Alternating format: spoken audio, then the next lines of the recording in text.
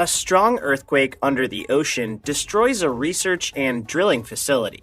However, as the surviving crew makes their way to the surface, they discover the horrifying truth about what caused the earthquake.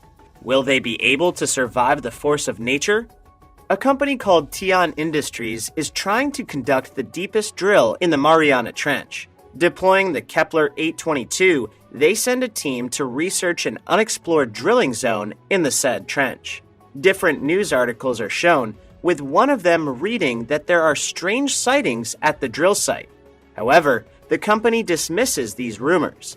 At Kepler 822 station, Nora, the station's mechanical engineer, shares her experience of working underwater for a long time. According to her, working underwater straight for months, you will lose your sense of day and night. But for her, it doesn't really matter. While preparing for work, Nora hears a rumbling noise. When she goes out of the locker room to check it, she notices water dripping from above. Then, all of a sudden, ocean waters break into the facility. She quickly runs to warn the others about the pressure breach. While on the run, she comes across her crewmate named Rodrigo. The two go to the bulkhead, but they cannot close it because the seal is jammed. Nora successfully fixes the seal and is about to close it. Just then, she sees some of her crewmates running backward toward the bulkhead, screaming at them to wait. Unfortunately, they won't make it in time, so Nora has to seal the bulkhead to save the rest of the station. Suddenly, the control panel blows up, which makes the two pass out. When Nora and Rodrigo regain consciousness, they hear the warning saying that there is an impending structural failure. All of the crewmates inside the Kepler 822 are advised to go to pod bays for immediate evacuation. As it turns out, 70% of the station has been compromised and the reactor is currently unstable. The two try to contact the control center first, but fail. At this time, they start making their way to the pod bays. They see a working computer and Nora searches for the nearest pod bay. While doing so, Rodrigo assures Nora that sealing the bulkhead is the best decision at the moment. Shortly after, he asks Nora if it is an earthquake that caused the pressure breach, but Nora is not really sure. After finding the nearest evacuation pod, they quickly get on the move. However, the destruction caused by the incident makes it a little harder for them to pass through. At this time, they hear a man calling for help. Following the voice of the man, they find Paul, Nora's friend, pinned under some rocks. Fortunately, Paul's body is not caught in the rocks, so the two easily help him get up. Afterward, the three crawl through a very tight space where they see a dead body. When they reach the pod bay, they see the captain of Kepler station, Lucien. Just then, Nora finds that all of the escape pods in the bay are gone. Seeing them, Lucien orders Rodrigo and Paul to check where the submersibles are, and he questions Nora about the rig situation, to which she answers it's pretty bad. Nora is surprised that the captain, who has a daughter at home, didn't escape first. Lucien says that it's his duty as a captain to assure everyone's safety before his own. He then treats Nora's wound. Nora is having a breakdown, thinking about all those people that didn't survive because she closed the bulkhead. Lucien consoles her and tells her not to dwell on what happened. Later on, Nora gets to the main control base. There, she finds the station's biologist, Emily, and another engineer named Liam. Lucien, Rodrigo, and Paul arrive shortly after. The survivors' situation is getting dire because Lucien is not quite sure if help will arrive.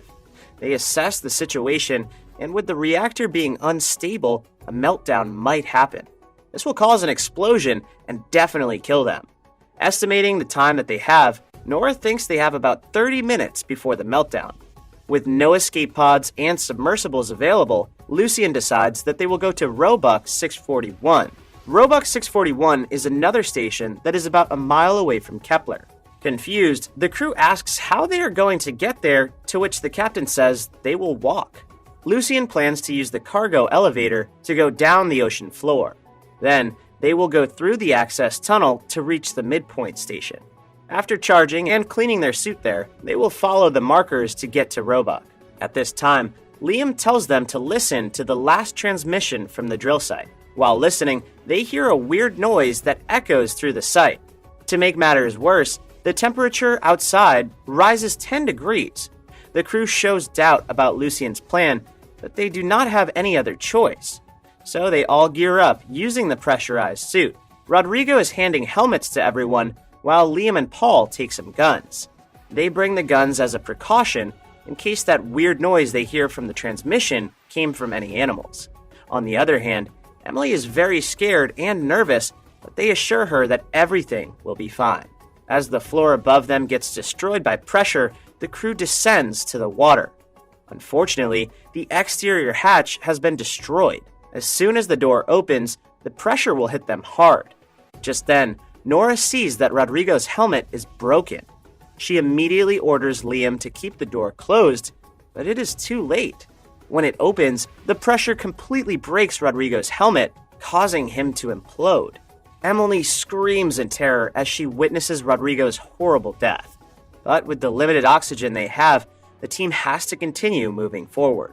Staring outside, Nora sees nothing but the pitch-black ocean.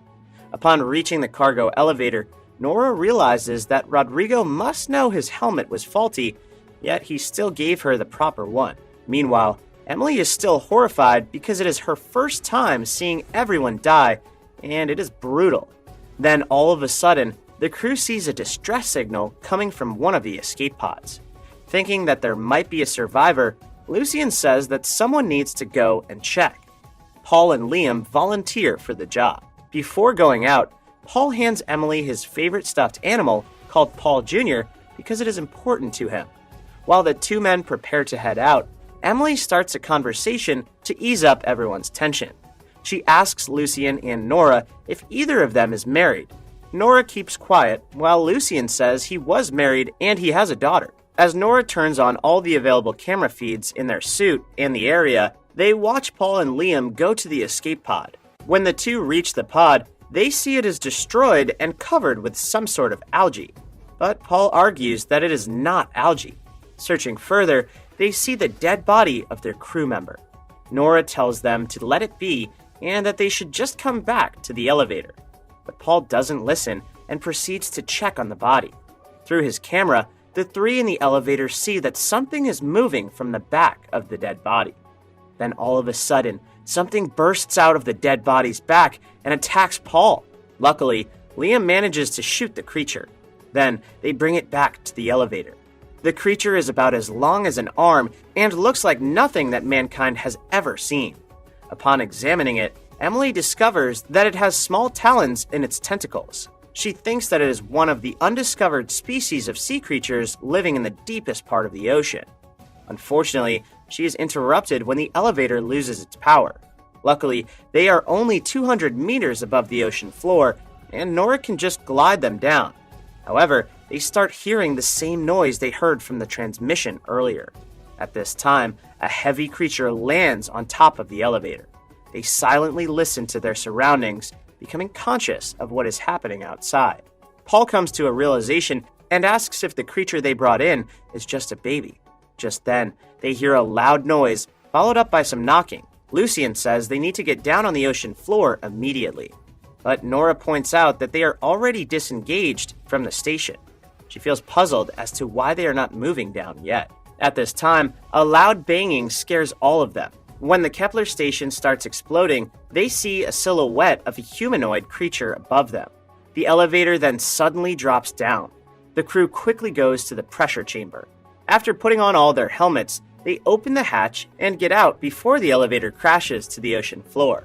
Afterward, they run to the midpoint station while avoiding the debris falling because of the explosion. However, Liam is hit by debris. Nora and Lucien manage to save him and bring him to the access tunnel. Unfortunately for Liam, he inhaled some fumes and his oxygen scrubber was damaged. Nora checks on him and says he will be fine, but Paul points out that there are still creatures outside that can kill them. As if on cue, they start hearing loud noises from outside again, but Lucien dismisses him and says it is just the debris falling. He also orders Nora to activate the mover so they can ride it as they go through the access tunnel. A little later, the crew discovers that their way is flooded because of a damaged pump. Because of this, they have to go on foot. Worse, they hear the creature's noise once again. With no other options, they continue moving through the dark and flooded access tunnel. At this time, they discover that their way is blocked. Nora swims down and finds a way to the other side. The others immediately follow after her. Unfortunately, when it is Paul's turn, he gets stalked by the creature. The others hear him through their communication device having trouble. They immediately pull him out of the water, and Paul tells them that he saw the creature again. Then, all of a sudden, the creature pulls him back into the water. They try to drag him back, but the creature rips him out of his suit, causing blood to splatter all over his helmet. Scared, the crew immediately goes to the bulkhead. Upon reaching the midpoint station, Lucien tries to call for help on the surface, but he is getting no response. Meanwhile, Nora, Emily, and Liam talk about what is happening to them. Looking at the driller that weighs 6,000 tons in the distance, Liam wonders how it gets ripped apart. Emily thinks that everything that happened is their fault. According to her, the planet is getting back at them after they've taken too much of it. She points out that no human is supposed to be down in the deepest part of the ocean. Hearing this, everyone gets silenced. A little later, after seeing that the station will not last longer, Lucien says they cannot stay there anymore.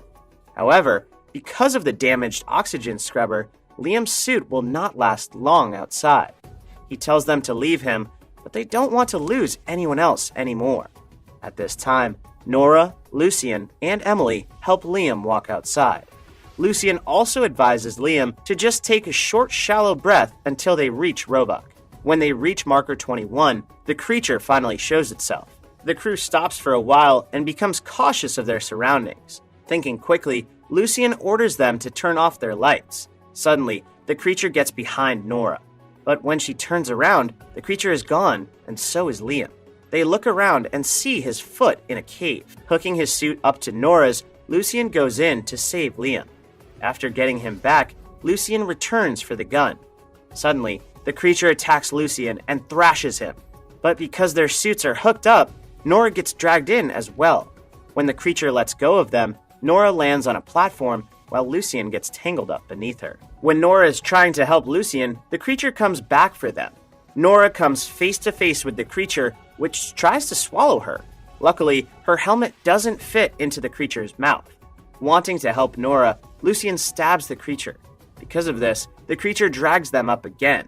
To make their situation worse, the pressure level is rising because they are ascending too fast. If they don't do something, the pressure will kill them both. In order to save Nora, Lucien sacrifices his life. Saying that it is going to be all right, Lucien lets go of Nora and implodes as the pressure consumes him. Nora is devastated about Lucien's death, but she has no choice but to continue her way to Roebuck. Just in time before her suit runs out of oxygen, Nora manages to get into an abandoned old expeditionary unit. There she sends a message to Emily and Liam telling them where she is. Roaming around the station, she finds Lucien's old uniform. She sees a sympathy card and discovers that his daughter has already passed away. Afterward, Nora gets a map and traces her distance from Roebuck. She then changes into an old pressurized suit that she found in the station and brings a flare gun with her. On her way to Roebuck, she keeps on talking, hoping that she will reach Emily and Liam's communication lines. After some time, Nora starts to intercept Emily's communication line and hears her talking. She continues walking, following the markers until she finds Emily and Liam. As Nora approaches them, Emily panics, thinking that Nora is one of the creatures. She immediately consoles Emily and asks how Liam is. Fortunately, Liam is still alive, but he needs to be dragged around because he is wounded. While walking, they talk about their lives. As it turns out, Nora has a fiancé, but he went missing after diving alone. On the other hand, Emily is very in love with Liam. A little later, the three finally reach the Roebuck. However, Emily's oxygen starts to run out. Nora encourages her to go further a little more. But to their horror, they discover that the entrance of Roebuck becomes the nest and breeding ground for the creatures. When they notice that the creatures are sleeping, they try to sneak in by turning their lights off and quietly walking through them. Suddenly, Emily's suit rings its alarm, warning her that her oxygen level is getting critical. This awakens a large creature, which starts to attack Nora. Nora orders Emily to continue taking Liam to safety. After the creature thrashes Nora around, it begins swallowing her. Fortunately, she manages to shoot it using the flare gun and gets out of the hole she made in the creature. However, the other creatures start to wake up. But to Nora's surprise, the creatures do not attack her and seem to swim upwards like something big is pulling them. She loads the flare gun and fires in the direction where they go, and horror creeps into Nora as she realizes that the creature that attacked them earlier is way too small compared to the enormous creature in front of her. As the enormous creature begins its attack, Nora tries to run inside the station. However, the impact of the creature's attack causes an explosion and sends Nora flying. Fortunately, Emily comes back for her and drags her inside the station. As Nora's suit runs out of oxygen, Emily uses a fire extinguisher to break it open to make her breathe. After recovering for a while, the three start making their way through the station. But because they are unfamiliar with the place, they find it hard to get to the escape pods. Luckily, Nora finds a working computer and uses it to find the nearest pod bay. Just then, Emily and Liam see that enormous creature lurking outside the station. As they finally reach the pod bay, the creature begins attacking the station. Fortunately, although there are 3 pods in the bay, only 2 of them are working. When asked if they have enough pods for all of them, Nora lies to them and says all 3 pods are working. Hearing this, Liam tells the women to go first. But since he is injured, Nora and Emily insist that he goes first. As Emily prepares Liam for the takeoff, Liam thanks her for dragging him across the ocean floor. Afterward, Nora gives him Paul Jr. and orders him to give it to Paul's family.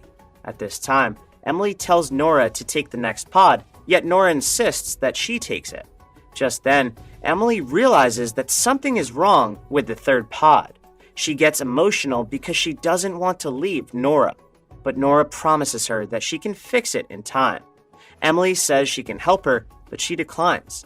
Nora points out that Emily should not waste the opportunity to be with Liam. Then, she pushes Emily inside the pod. For the last time, Emily attempts to get out, but Nora punches her face. After apologizing to her, Nora promises that everything will be all right. When the 2 escape pods successfully launch, a school of the smaller creatures follow them. Meanwhile, the enormous one remains at the station. After ensuring that her friends are safe, Nora just sits on the floor, ready to accept her death. She then comes close to the window and looks at the gigantic monster in front of her. At this time, Nora sees on a monitor that more creatures are following the 2 escape pods. Seeing this, she decides to take down the monsters finally. Nora overloads Roebuck's nuclear core and sets off a massive explosion underwater, sacrificing herself for her friends. The explosion kills all the creatures, including the enormous one, allowing Emily and Liam to get back to the surface safely. The scene then changes to a news article about Emily and Liam surviving the incident at the drilling station. However, Industries doesn't allow either Emily or Liam to get interviewed publicly. The company also refuses to share any details about the incident. Everything about the accident is made classified. The movie ends with TN Industries continuing the drilling project, even though the previous incident is still unclear. The movie did a great job of switching the thread of the movie from a simple earthquake underwater to a reveal of the monster living in the deepest part of the ocean. It is also a goosebump moment when the movie revealed that the adult form of the creature is as big as the station. With a monster that seems to be a combination of a titan and a kraken, Underwater is a good horror sci-fi and kaiju movie.